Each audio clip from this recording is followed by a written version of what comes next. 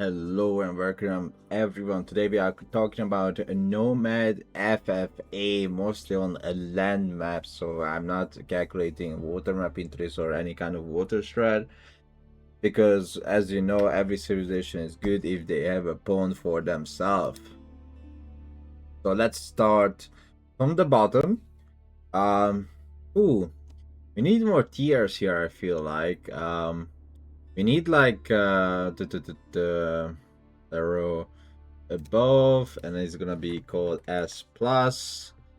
Let's give him a pink color, why not? And we need I think that's fine for now. um let's start with D tier civilizations. Yeah, rather, let's start with D tier civilization. So which civilization do I think like it's horrible for FFA nomad games?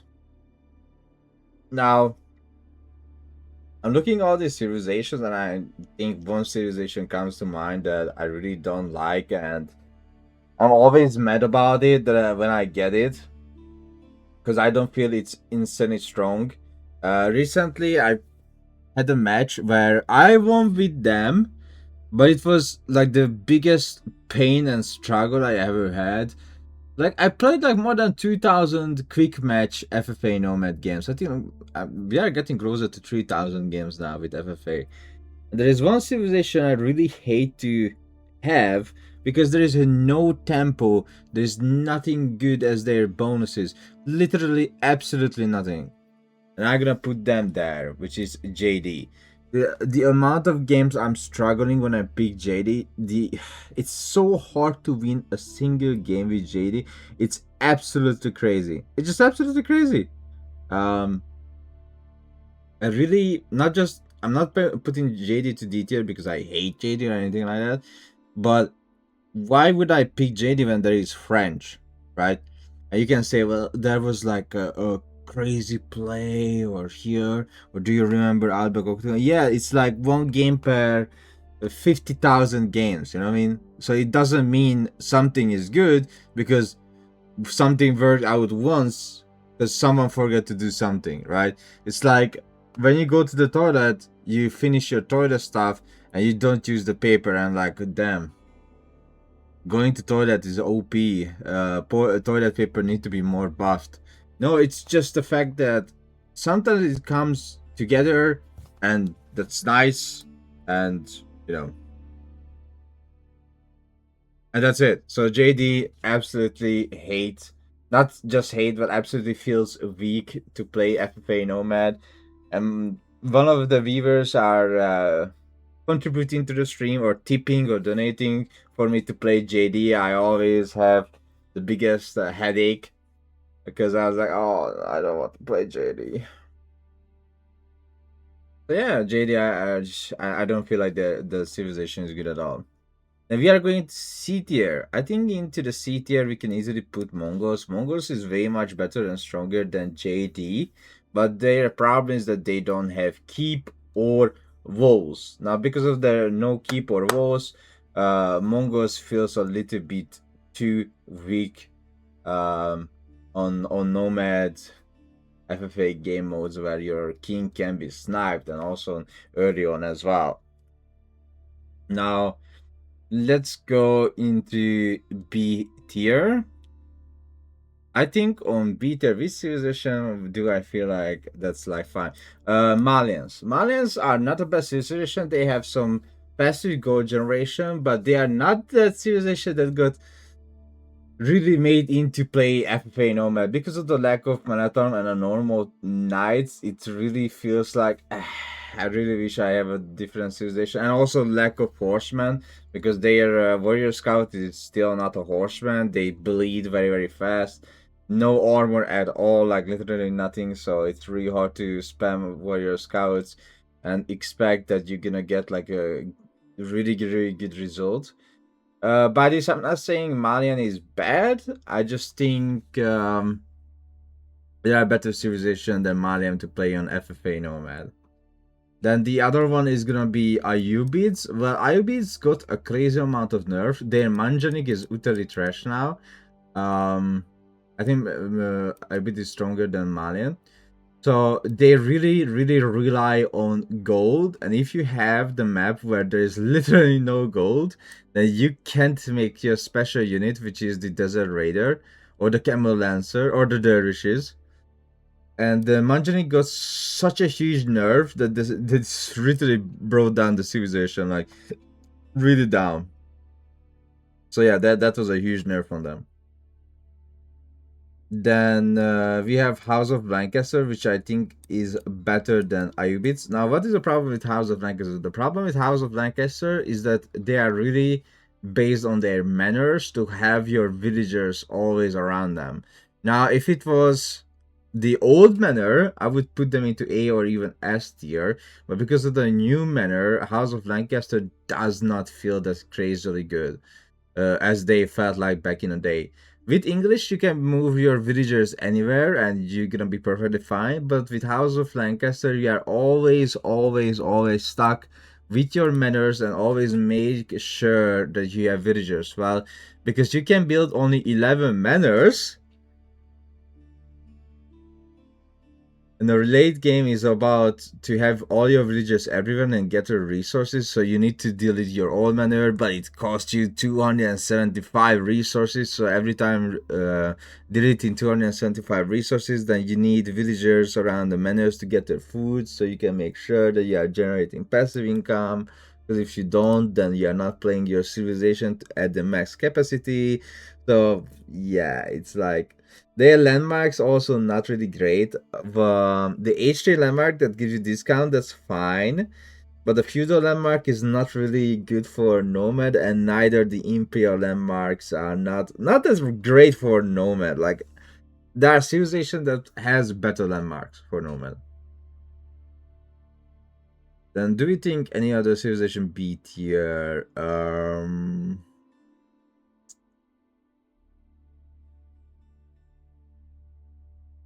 Oh yeah. I think other civilization that B tier is actually Byzantine, and I think just Byzantine. The reason behind that, because even though they can make units from olive oil, um, those are just either siege or some mercenaries, but you don't get like crazy amount of olive oil. So I had a game where one of my viewer contributed to the stream to tell me to try to win a game with using only olive oil units. Of course, that was stupid. I did not win that game. So the next game, I played Byzantine again, and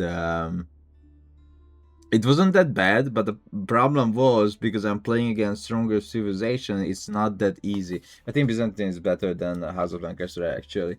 So it's not that easy than playing with the civilizations and winning the games. So yeah, I think Byzantine deserves to be into B tier. Then we have HRE and OOTD, both of them in A tier. The reason behind that, not just because of the relics, but if they get 50 extra population early on, or whenever they can get 50 extra population, these sieves are becoming insanely hard to beat. They have emergency repair, they have extra fire armor on the buildings, they have Elsback, um, Gilded Hand Carriers or Black Riders. Their unit power is crazy. Their economy is crazy. It's really nice. They have good passive gold generation because they can fast castle like very fast and collect the relics. Then the next one is Zushi. I think Zushi is even better than Asia and OOTD because they can age up faster than the other two civilization, right? So Zushi age up is actually faster than Acher and OOTD, which is crazy. The reason why I'm not putting S tier Zushi because their feudal landmark got nerfed. So one of the feudal landmark for Zushi was to generate resources for the whole game. It was generating. Now it doesn't generate for the whole game. Like let's say 50 minutes into the game, your landmark like user since 20 or 30 minutes ago.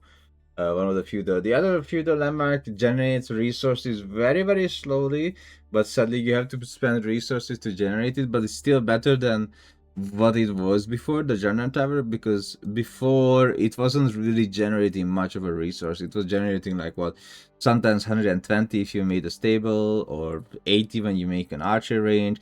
So it wasn't really generating a lot of resources back in the day. But right now it's a little bit better for sure. Then the next civilization is gonna be actually Sengoku. So I played Sengoku. It got nerfed like crazy, and on Nomad. So I played on Nomad, and before I destroyed OOTD with Sengoku. The last time I played, I was so much struggling. It's not a bad civilization. Don't take me wrong, but you can really feel the Sengoku nerfs that applied to the civilization. It's like crazy, crazy, crazy nerfs. Then what else do we have? We have Rus here. I think Rus really, really strong, really, really good for FFA Nomad because the passive gold income they have. They have like crazy amount of passive gold income, which is really nice for the civilization. I really like that. And also because they have strategy. And they can build Stonewall if you go with a Spaskaya. So the passive gold generation, the bounty system, etc., that makes them really good. And they can professional scout, and also they can open with a stable in, not stable, hunting them in Dark Age, so they can collect all the sheep. Now let's see other civilization that I would put into A tier right now. I don't think so. So let's go to the next tier, and I will go back and check if I agree or not. Then we have S tier civilization, the English. Their Go generation is crazy. Their Imperial units are crazy. They are not dying in feudal. They are not getting rushed in feudal. They are not getting attacked in feudal or anything at all. So they can just go to castle. They also have um, the town center landmark got buffed. You make villagers faster. So now, before you went 3TC with English, now you go 2TC, fast stage up with the 2TC into the TC landmark, and you just spawn out villagers like crazy. So I tried English this way without the white tower, and it was crazy. The amount of villagers I had so fast, it was insane. I had very fast stage up, so I was aggressive as well. And thanks to the endless gold that you get in Imperial, you will never ever have problem with gold, and you actually don't need traders because the amount of food you generate while harvesting on the farms. The harvest rate is really nice. Your Minotaurs are very strong. Your Vingar Rangers are very strong. Your Vingar Footmen are very strong. So you have overall a crazy amount of unit selection and playability. Then French is so annoying because they are making villagers faster starting from the Dark Age. So French players, all they do whenever the game starts is they're just dropping the TC immediately, because when you drop immediately the TC, you can make a scout as well very, very fast, or you can make villagers very, very fast as well. So whenever I see French players, I know they are dropping the TC immediately, and they're gonna be ahead of me in villager numbers.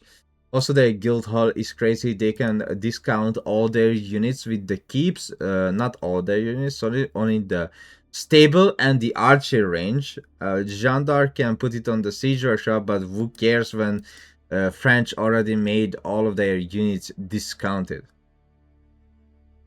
Then we have Abbasid. So why Abbasid is here while they don't have any gold passive generation? Because of that, it is very, very simple. Their units are strong. Their like 10 TC playstyle is insane. The trash unit spawn is so goddamn good. There are no words for it. So when you are playing with the Abbasid, all you will see, or against the Abbasid, all you will see the trash unit, just trash here, trash there. But that trash unit is crazy strong. So what do we call trash unit? Trash unit is when it costs only food and wood, like camel archers. They cost only food and wood. So with the Abbasid, you can go like spearman, camel archer, horseman, maybe sprinkle a little bit of gulamin for the extra protection, because you're gonna have like a sprinkle amount of gold anyway to do that. So yeah, you are very, very strong with your not that expensive army. Then we have China as well. With the gold generation they have, um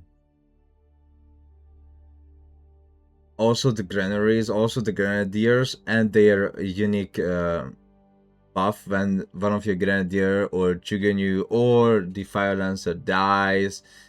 Then you have the Grateful Gatehouse. You have insane amount of landmark. You have like a lot of landmark, right? So that makes the civilization much better as well. Then as I mentioned, the IO, the revert text generation, now it's even stronger than before. So like crazy stuff that's around the China, and it's so much better that they revert the text generation, because now China is even stronger with the gold generation on those taxes. Now let's see. I'm gonna put one city into S plus because it really hurts my soul, but I think Katie is still one of the most broken civilization to play on FFA Nomad. You can build up to 100 landmarks, so there is no chance to get sniped. Your keeps are crazy strong. Your pilgrim gold generation is insanely strong. You have everything strong. Your units are strong. You have the sergeant. Sergeant, one of the best units in the game in FFA Nomad, because they have ranged damage, but those ranged damage are actually meaty damage. So increasing your ranged armor doesn't do anything. You need to increase your melee armor against the sergeants. So yeah, sergeant is crazy strong, crazy good. Gold generation is good. Their horseman is good. Every unique is good for the FFA Nomad. So I have tried games where I literally went other different type of units, like not sergeant, but let's say chevalier confere, and I was still winning. Like the economy and everything what Kate has is just absolutely crazy. Then another civilization joins into the S plus. Now this you would not believe this, but actually Gene for FFA Nomad is absolutely crazy. Like I have never seen something like this before. By the way, there's gonna be 4 civilization in the S plus, because in my eyes those civilization are absolutely bonkers. So why Gene is a S plus? Because they have a landmark which generates karma points. At 1,000 karma point, you get 300% extra gold per minute from the relics. So like from 3 relic, you get what, like 1,000 around, not really 1,000, but around 1,000 gold per minute, which is absolutely crazy. Like 300% extra gold, it's insane, even though it's only for just lasting for 1 minute. But if, let's say, if you have six of those relics, so if you have 8 of those relics, you're just gonna see your gold jumping up. It's insane. And also you get 75% faster get rate on farms, and if you have mounted villagers on those farms, it's insane. You are just, all you see that mounted villagers pick up the little wheat from the farm and just delivering immediately. So the villager goes to the farm and delivering the food immediately, because how fast they are gathering it. So all the economy good, all the trash units are good. Spearman, Chef Kiss, Mounted Horseman now has the same attack damage as a normal archer, so Chef Kiss, and they have really good amount of HP. Mounted Archer has like a really good amount of HP. Their Horseman has insane amount of. I think Gene Horseman has like 50 or 60 more HP than a generic Horseman, which is crazy. It's beefy. It's much more tankier than a normal Horseman, because 50 extra HP. I think it's 50 extra HP. That's insane. Then what else they have? They have the Eruptor. They have the Zomma Swordsman. Their anti-cavalry infantry. They have Men-at-Arms that has crazy amount of ranged armor. So crazy ranged armor, Men-at-Arms. Really good Men-at-Arms against cavalry units. So all their units, not the Iron Pagoda or the Bat Crossbow, we don't talk about them. And also the Vololo landmark that literally lets you to build Wonder anytime. Then the next civilization is gonna be Golden Horde. Now, why Golden Horde into S plus? Because their gold generation is something else. It's literally even stronger than English. Because okay, not stronger than English, but the whole economy wise is so insanely good. Because also you make units in a triple batch. So you are making units in a triple batch. Their TC just got cheaper by 100 wood. And it's so important to talk about because in FFA Nomad, like 100 wood cheaper, second TC. Just try it out. Just go second TC every game you play Golden Horde. You're just gonna open your mouth and like, holy moly, what's happening? Why is my economy so insanely strong? That's what you're gonna see. That's what you're gonna feel. So Golden Horde also is insanely strong in FFA Nomad. And then the last civilization that I'm gonna put into one of the most broken, among one of the broken civilization is actually Tuklak. Um, we were laughing at Tuklok, how terrible they are. On the Outback Octagon, they didn't do really well until people have figured out. So a few months ago, I had my own FFA tournament where we had a lot of players non-stop winning with Tuklok. I'm not even joking. People were winning left and right non-stop with Tuklok, which was crazy to see. I really like the fact that people actually learned it to have to play it. Now, what's the secret sauce to play with Tuklok? Now, the Raider Elephant is the only horseman type of unit that actually can attack walls. Yes, you heard it. Their horseman type of unit can attack walls. That means you don't need rams or bombard or any kind of siege to take down walls. So you can use your own horsemen to take down walls, which is crazy. Those horsemen are insanely strong. They have over 500 HP. They have splash abilities. When you activate the ability, you do splash damage. They can go through every kind of unit to touch the siege line in the back. They have the same attack range as a Sipahi, so they never struggle to reach their target from the back of your units. So you can use the Raider effort as a second line unit when you are using, let's say, Spearman Manator on the first line. So overall, economy is insanely strong. No passive gold generation much, unless you are going with the Hisar Academy, which is fine, 450 gold per minute or 450 food per minute. That's really nice. And also they have the governor that also generates food. It's like, that's pretty good. Oh wait, it's actually gonna be 5 civilization because Japanese. Japanese with their Buddhism, and I think Japanese is as broken as KT. Oh my god, do we do like another row, and we're gonna name that row into like broken? Let's say that broken. I think that's KT and Japanese because why Japanese and why KT? I'm gonna tell you in a second. Let's use like that's this. Okay, so Japanese is because the Buddhist monk that you can make that now. The Buddhist monk also applies um, a debuff on the enemy units, which is so good. So you age up with the Buddhist monk landmark and you apply the debuff immediately to anyone who is reaching your landmark starting from the age 3. This thing was only an age 4 upgrade, but now you get it on age 3, which is chef kiss. That's cool. Coolio. Love it. And each monk generates you 25 gold per minute. So if you have 100 monk and you're just gonna check your corner and you're gonna be like, oh my god, the gold per minute I have is absolutely crazy. And you're gonna go at least 100 monks because you are not playing 2TC with this strat. You are debuffing all type of units unless if it's siege, you cannot debuff siege. But if let's say 10 minutes just passing the game and you haven't lost a single monk, you're just gonna have so much gold in your bank that it doesn't. After that, it's not a problem to lose 1 or 2 monk. Your monk buffs your army attack damage and movement speed when you do a Wololo and the unit were close by during the Wololo.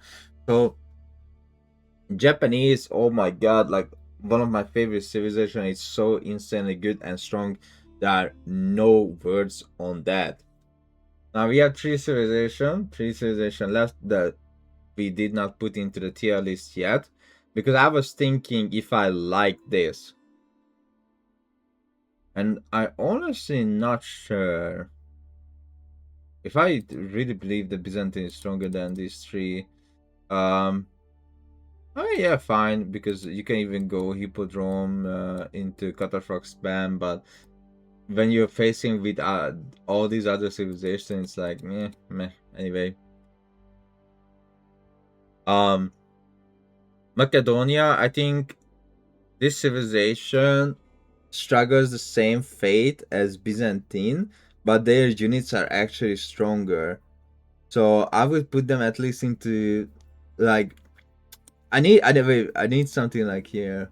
Um, it's like uh A plus A A minus. So it's literally between these civilizations, and I think this three civilization is just right there. We are not B and not A, but they are like literally between. Um, Many pro players hate to play Delhi as well, just like Ottoman on FFA Nomad, because it's slow. On 1 versus 1, Ottoman is insanely good, but on FFA Nomad, actually Ottoman was doing insanely poor. On almost all the tournament, like Ottoman was doing very, very bad. I think on Outback Octagon, there was not a single Ottoman win, even though it's one of the broken 1 versus 1 civilization. But when if it's come to FFA, it's like fine, whatever. Same with Delhi. Even though they have Ghazi Raiders, they have free upgrades. It just doesn't feel that good to play with them because to get to the point where they shine, you have already all the other civilizations that they already shine. And I see a few player abusing Delhi, let's say abusing an FFA Nomad that they are picking Delhi, but they are dying so fast. Like I saw that top 15 player picked Dali, and it's like 8 minutes into the game, and he's just died. And it's just someone like an HRE or an OTD killed it. But I saw the Delhi player reached Imperial, and a H3 HRE player just killed it. So Delhi players are dying like flies, like very, very, very fast. I don't think Delhi is that bad, but there are better options. I do believe Macedonia is stronger than Byzantine or House of Lancaster. That's 100%. Um, as you can see on FFA Nomad, the tier list is way much different compared to 1 versus 1 because the civilization strengths coming out differently. Because 1 versus 1 is a faster game mode where every second matters, and the longer the game goes, actually the best civilization gets better, right? The bad gets better. In FFA Nomad, all the games are long, and the civilization that's bad in the early game, it's actually fine here because you are playing a late game anyway. So that's why some civilization are much higher compared to the 1 versus 1 tier list because some civilization are just better because the games are longer. Ooh, this tier list is way much faster compared to the 1 versus 1, but that's FFA Nomad for you. Thank you so much for watching, and see you guys on FFA Nomads whenever I'm gonna stream the next time. Bye bye.